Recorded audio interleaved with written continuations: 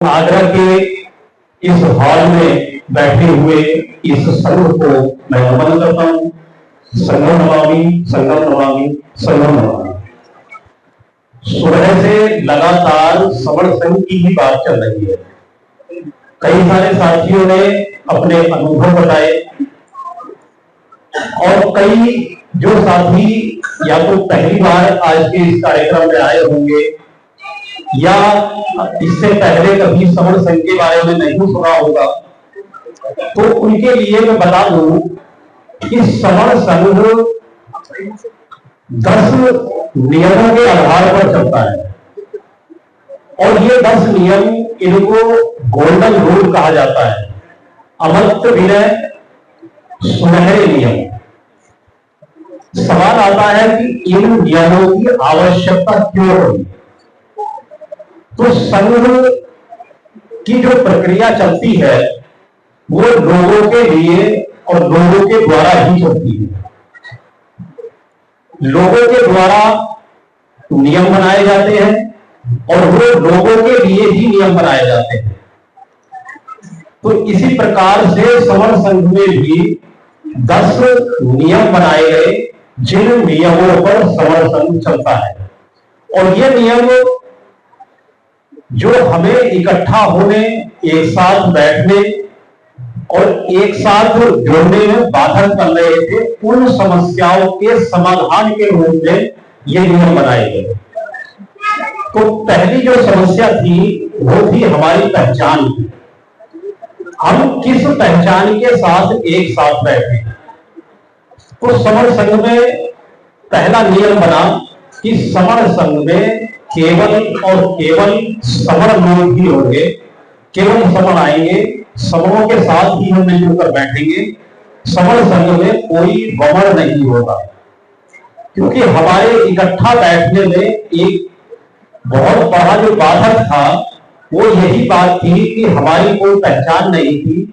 बहुत सारी पहचान हमारी बन गई थी, वो चाहे जातिगत पहचान हो, चाहे क्षेत्र की पहचान हो, और चाहे रंग भेद की पहचान हो, और चाहे सामाजिक पहचान और राजनीतिक पहचान और संगठनों के रूप में हमारी अलग अलग पहचानें बन गई। तो सवर्ण संघ ने इस समस्या को का निदान किया और हमारी एक ही पहचान हमें दी कि हम सिर्फ सवर्ण हैं और सवर्ण संघ में केवल और केवल सवर्ण ही रहेंगे। यहाँ वर्ण के लिए कोई स्थान नहीं और ना ही वर्ण के लिए कोई यहाँ पर कोई चीज है जो उसको कोई प्राप्त कर सकता है। इसके बाद दूसरी समस्या थी जाति। दूसरी समस्या थी चंदा। सवर्ण संघ का जो दूसरा नियम है, चंदा कभी नहीं। तो ये चंदा भी हम सबको एक साथ बैठने में बाधक बन रहा था। कैसे बाधक बन रहा था? कोई भी मूवमेंट, कोई भी आंदोलन या कोई भी कार्य जब चलाते हैं तो सबसे ज्यादा जरूरत होती है लोगों की। तो लोग, चंदा लेने वालों ने और चंदा देने वालों ने ऐसी विकृति समाज में पैदा कर दी कि जब जहां लोगों की आवश्यकता होती थी तो जिनके पास पैसा होता था वो अपना पैसा देकर अपनी इतिश्री समझ लेते थे कि मैंने तो अपना योगदान दे दिया, बाकी ये जाने और इनका काम जाने। और जो चंदा लेने वाले थे उन्होंने भी ऐसा ही किया कि पैसा मिल गया और लोगों की आवश्यकता ना रही। इसके बहुत सारे उदाहरण आपको देखने मिलते होंगे। जब जब भी कोई ज्ञापन या कोई आंदोलन करते हैं तो वहां लोगों की संख्या बहुत कम होती है। तो समस्या का समाधान किया सवर्ण संघ ने कि सवर्ण संघ चंदा नहीं लेगा, लोगों को इकट्ठा करेगा और जो लोग इकट्ठा होंगे वो अपना खर्चा स्वयं करेंगे। तो इस प्रकार से सवर्ण संघ का दूसरा नियम बन गया, संघ में चंदा कभी नहीं। तीसरी समस्या थी जाति की। ये जाति भी हमें एक साथ बैठने में बहुत बड़ी बाधा बन रही है। बहुत सारे भेद हमारे समाज में हुए। 6743 जातियों का जिक्र बाबा साहब ने किया। 6,743 जातियों के नाम पर हम अलग अलग बटे, और उसमें भी कोई ऊंची जाति, ये मेरे से नीची जाति, मैं उससे बड़ी जाति का, तो ये जो भेद था, ये भेद भी हम सबको एक साथ बैठने नहीं दे रहा। तो समर संघ ने इसका निदान किया कि हम समर जब भी बैठेंगे, हम जाति का अभ्यास नहीं करेंगे, हमारी सिर्फ एक ही पहचान होगी, समर, और हम कभी भी जाति का अभ्यास नहीं करेंगे। तो ये समर संघ का तीसरा नियम बन गया। चौथा नियम बना समर संघ में केवल संघवाद। संघवाद यानी कि समाज में बहुत सारे वाद छाए हुए थे जो हमें एक साथ बैठने को, एक साथ इकट्ठा नहीं होने दे रहे थे, जैसे कि व्यक्तिवाद, परिवारवाद, क्षेत्रवाद और बहुत सारे वाद जिनसे हम पीड़ित थे। तो समर संघ ने पाया कि समर संघ में केवल संघवाद रहेगा, यानी यहां पर कोई व्यक्तिवाद नहीं होगा, और यहां जो भी बात होगी वो संघ के रूप में होगी, सांघिक रूप में होगी। जैसे छोटा सा उदाहरण बता देता हूं, आज का ये जो प्रोग्राम लगा, ये जो कार्यक्रम लगा आज का अच्छा कार्यक्रम, इसमें भी जो हमारे यहाँ समर संघ का काम करने वाले जो स्पोर्ट थे, उन सबने बैठकर एक कार्यक्रम की रूपरेखा बनाई, और वो सांघिक रूप से निर्णय लिया कि यहाँ पर एक कार्यक्रम होना चाहिए, और उस कार्यक्रम की जो भी रूपरेखा बनी वो सभी आप सभी के सामने है। तो इसी प्रकार से, क्योंकि संगठनों में प्रैक्टिस होती है, वो संगठनों में प्रैक्टिस ये होती है कि संगठन का एक जो अध्यक्ष होता है, प्रधान होता है, वो एक फरमान जारी कर देता है कि फला डेट को और फला स्थान पर एक कार्यक्रम मनाया जाएगा, और वो सबको मानना पड़ता है। लेकिन यहाँ पर सांघिक रूप से सारे निर्णय होते हैं, सामूहिक रूप से निर्णय होते हैं, तो इसी को संघवाद कहते हैं। तो ये चौथा नियम बन गया, समर संघ में केवल संघवाद रहेगा। एक और समस्या जो समाज में मूलवाए खड़ी है, पद, प्रतिष्ठा, मंच और माला। यह समस्या भी हम सबको एक साथ इकट्ठा होकर बैठने में बहुत बड़ी बात है। सबको पद चाहिए, और उस पद की प्रतिष्ठा भी चाहिए, एक मंच लगना चाहिए, और उस मंच पर उनका माला डालकर स्वागत होना चाहिए। तो जो मंच पर बैठ जाते हैं उनका तो सम्मान हो जाता है, लेकिन सामने जो हजारों लोग बैठे हुए होते हैं उनका अपने आप ही अपमान हो जाता है। जब एक समाज के किसी एक व्यक्ति का सम्मान होता है तो बाकियों का तो स्वतः ही अपमान हो जाता है। तो इसलिए समर संघ ने इस बीमारी को भी खत्म किया कि समर संघ में ना तो कोई पद होगा, और ना उस पद की कोई प्रतिष्ठा होगी, ना कोई मंच लगेगा, और ना ही किसी को माला या शॉल पहनाकर किसी प्रकार का स्वागत किया जाएगा, सम्मान किया जाएगा। अभी यहाँ जो एक कुर्सियां है जिस पर मैं बैठा हूं, बहुत सारे साथियों के मन में आएगा कि यहाँ मंच को यहाँ लगाया हुआ है, तो ये मंच नहीं है, यहाँ किसी का स्वागत नहीं हो रहा है। ये जो पुराने समय में, बुद्ध के समय में भी जब किसी को अपनी बात कहनी होती थी तो वो किसी एक ऊंचे स्थान पर बैठ जाते थे जहां से सबको दिखाई दे और उसकी बोलने वाले की बात सबको सुनाई दे सके और समझ आ सके। तो उसी प्रकार से ये संघ का आसन है। संघ की बात जो भी कोई आकर अपनी बात कहता है वो यहाँ बैठकर उतनी देर के लिए बैठता है और अपनी बात कहकर सामने सबके साथ जाकर बैठ जाता है। तो समर संघ ने इस बीमारी को खत्म किया कि संघ में पद, प्रतिष्ठा, मंच और माला कभी नहीं होगी।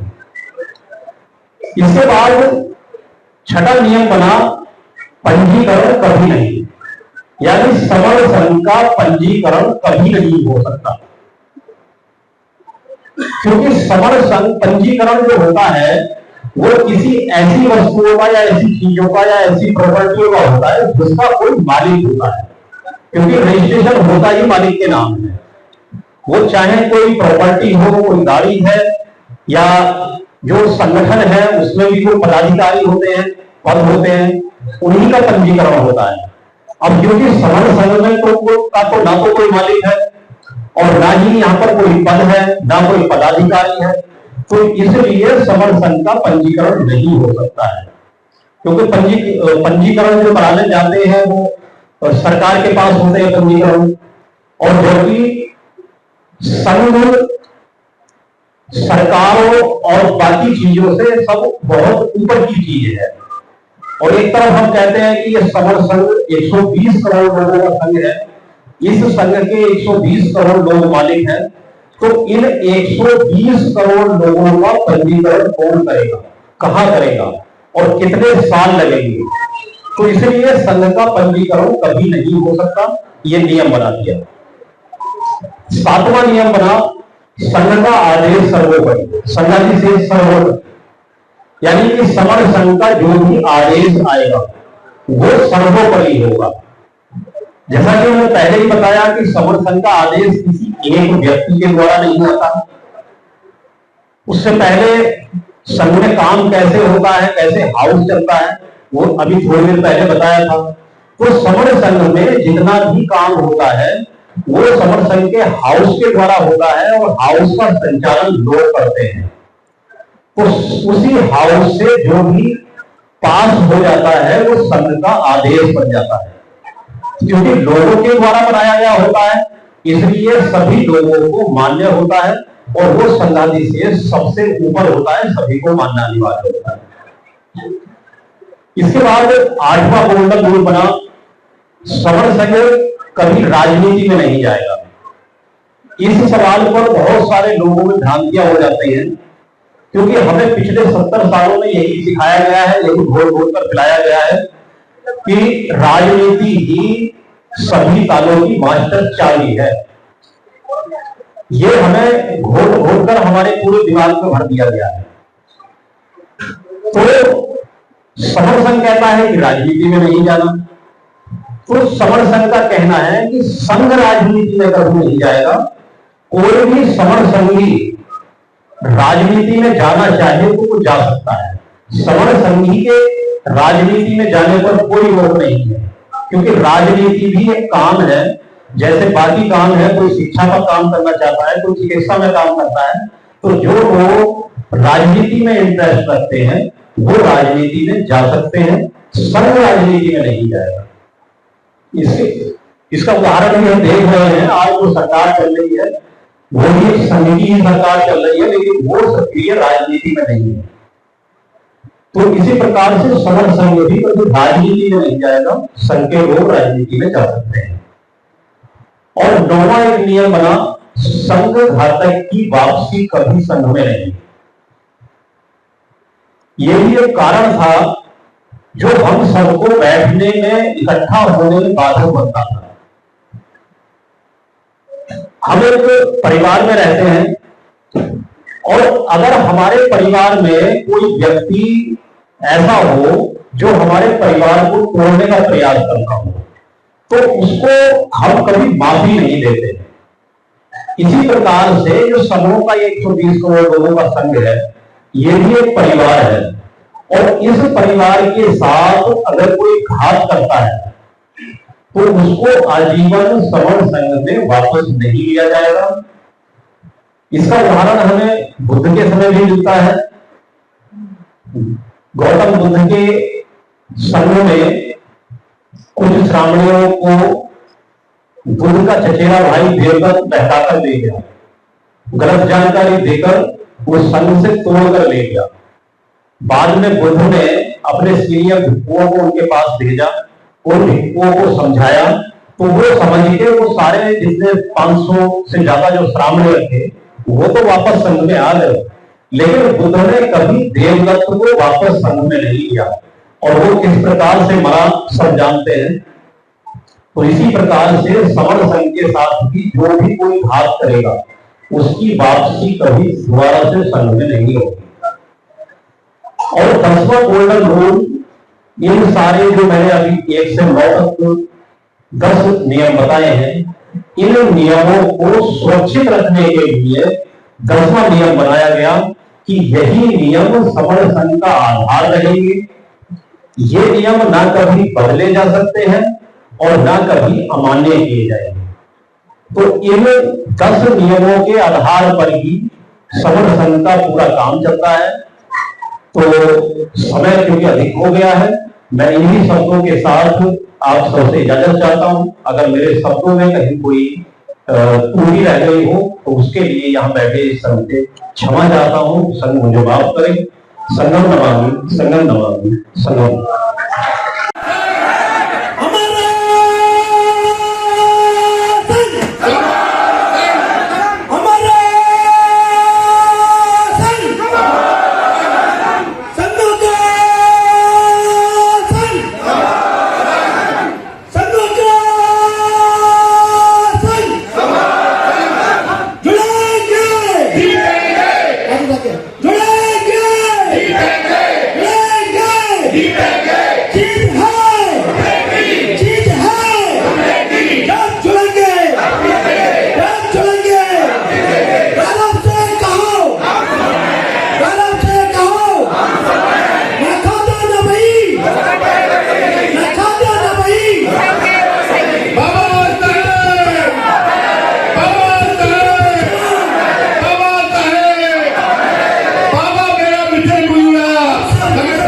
पूरा